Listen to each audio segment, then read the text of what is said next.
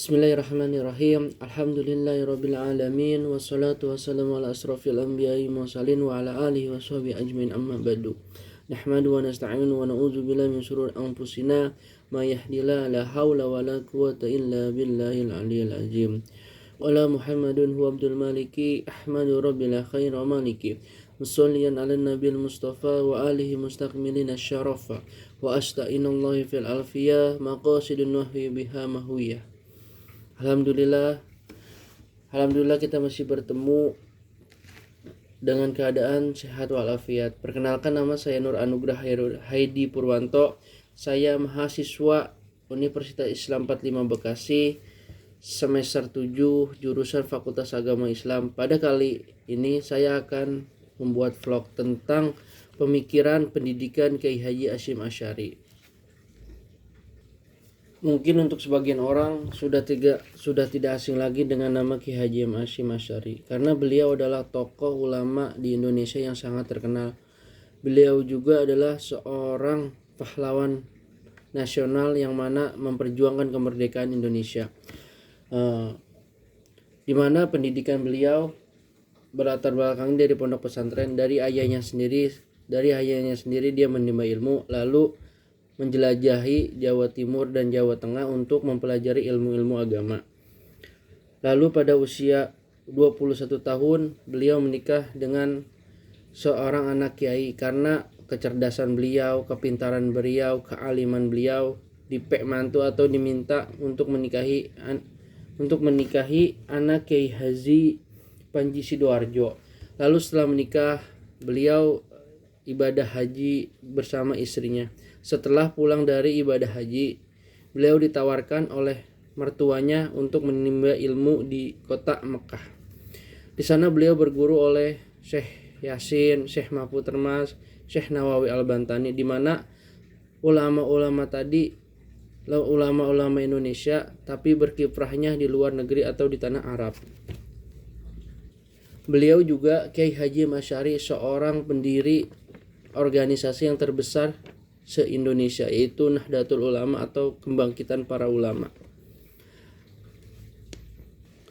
Langsung saja pemikiran Kiai Haji Asy'ari tentang pendidikan. Karena latar belakang Kiai Haji Hasyim Asy'ari dari pondok pesantren, dari kalangan orang yang sangat-sangat alim, kedua orang tua beliau, maka mempengaruhi pendidikan beliau. Yang pertama adalah beliau berpendapat bahwa menurut Mbah Hasyim Asy'ari, pendidikan yang benar adalah, yang pertama adalah signifikasi pendidikan. Yang dimaksud dengan signifikasi pendidikan adalah menurut Mbah Hasyim Asy'ari memanusiakan manusia secara utuh, sehingga manusia bisa bertakwa kepada Allah Subhanahu wa taala dengan benar-benar mengamalkan segala perintahnya dan menjauhi segala larangannya, berbuat baik dan bermanfaat bagi siapapun sehingga menjadi makhluk yang sangat mulia. Yang kedua adalah tujuan pendidikan itu sendiri. Tujuan pendidikan itu sendiri Mbah Hasyim Asy'ari membagi menjadi 3. Yang pertama adalah menjadi insan yang selalu dekat kepada Allah. Yang kedua, insan yang mendapatkan kebahagiaan dunia dan akhirat. Yang ketiga adalah selalu berakhlak yang mulia, di mana akhlak yang mulia itu telah dicontohkan oleh Rasulullah SAW. Seterusnya, Mbah Hasyim Asy'ari membagi karakteristik di mana guru-guru tersebut bisa dikatakan boleh mengajar karena mempunyai karakteristik seperti berikut. Yang pertama adalah menjaga diri dari hal-hal yang menurunkan martabat. Terus yang kedua adalah pandai mengajar dan menguasai di bidangnya. Yang ketiga, berwawasan luas. Yang keempat, mengamalkan ajaran Al-Quran dan Al-Hadis. Yang kelima adalah cakap dan profesional. Yang keenam adalah kasih sayang. Yang ketujuh adalah berwibawa. Dan yang kedelapan adalah takut kepada Allah, tawadu, juhud, dan istiqomah.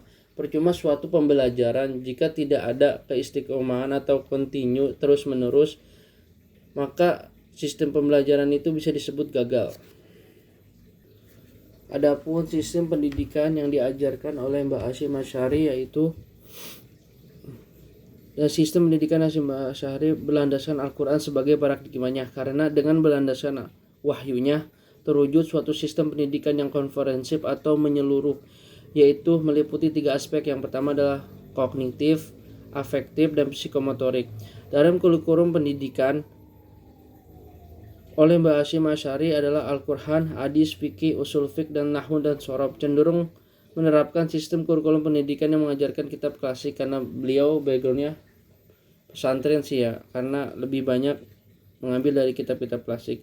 Adapun metode pengajaran yang harus disesuaikan dengan kondisi anak dan mempertimbangkan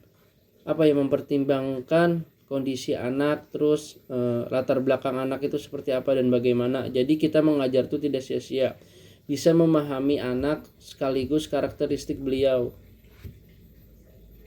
Adapun dalam proses belajar sangat dipengaruhi oleh faktor diantaranya guru dan murid, tujuan kurikulum, dan metode. Dalam ini Mbah Hasyim dikatakan tradisionalis karena beliau memposisikan guru sebagai subjek sedangkan murid sebagai objek. Jadi si guru itu hanya metransfer ilmu dan si murid itu hanya menerima ilmu.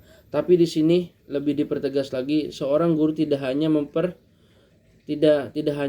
mentransfer ilmu, tapi dia membimbing, terus mendidik dan mengarahkan ke arah yang lebih baik, lebih ke karakter atau ke sikap perilaku. Karena Mbah Hasyim sendiri soal kepintaran, soal kecerdasan tidak sangat ditekankan ya. Beliau lebih menekankan akhlak yang mulia karena ilmu itu dibawanya akhlak. Nah, sudah tadi dijelaskan tentang kurikulum, terus sistem pembelajaran, terus metode pengajaran. Kita harus melakukan evaluasi. Dengan evaluasi tersebut kita mengetahui sejauh mana pemahaman peserta didik atau santri-santri yang kita ajarkan. Sehingga selain mengevaluasi murid tersebut, kita juga mengevaluasi diri kita. Bagaimana cara pengajaran kita, bagaimana metode kita, apakah sudah benar atau belum. Karena dalam suatu metode pembelajaran itu sifatnya dinamis, bisa berubah-ubah metode atau sistem pembelajaran itu tersebut.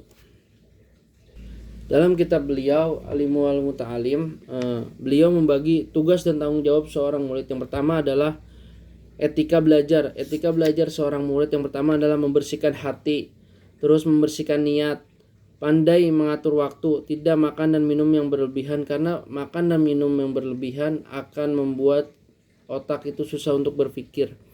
Nabi pun sering berpuasa karena untuk mengosongkan pikirannya. Karena dengan begitu Nabi akan sangat cerdas. Terus menghindari kemalasan, meninggalkan hal-hal yang kurang berfaedah. Terus yang selanjutnya etika terhadap guru. Memperhatikan guru, terus mengikuti jejak guru, memuliakan guru dalam artian kita tuh tidak boleh ngomongin di belakang guru atau menjelek-jelekan guru. Terus bersabar terhadap yang diajarkan guru, duduk dengan rapi. Maksudnya duduk dengan rapi itu kita siap menerima pelajaran yang akan disampaikan oleh guru. Berbicara dengan sopan santun, cara bicara kita pun sangat berbeda dengan berbicara kita kepada teman. Terus tidak menyela guru ketika kita ingin menanya atau ketika ingin menanyakan suatu pelajaran yang belum paham, kita menggunakan kode etik atau lebih tepatnya meminta izin terlebih dahulu sebelum bertanya. Terus etika terhadap pelajaran. Tadi kan yang pertama adalah etika dalam belajar, terus yang kedua etika terhadap guru, yang ketiga adalah etika terhadap pelajaran. Yang pertama adalah memperhatikan ilmu yang sifatnya fardu ain, karena ilmu itu ada terbagi menjadi dua ya, ada yang fardu kifayah, ada yang fardu ain. Nah, fardu ain itu wajib yang kita dipelajari oleh setiap muslim. Terus berhati-hati dalam ikhtilaf para ulama, karena setiap ilmu mempunyai pendapatnya masing-masing oleh ulama, maka kita tidak boleh ceroboh atau tidak boleh lengah untuk mengambil ikhtilaf itu tersebut. Bercita-cita tinggi, mempunyai keinginan yang tinggi, senantiasa menganalisa dan mutolaah pelajaran. Senantiasa mutolaah pelajaran itu mengulang pelajaran yang sudah dipelajari, sehingga pelajaran yang lalu pun akan terus diingat. Selalu membawa catatan ini sangat penting ya. Dulu pas semasa Imam Syafi'i saat belajar, beliau tuh saking tidak punya uang untuk membeli kertas tuh beliau nulisnya di bajunya ketika beliau sudah hafal, lalu beliau hapus atau cuci. Terus mempunyai semangat yang tinggi dalam menuntut ilmu.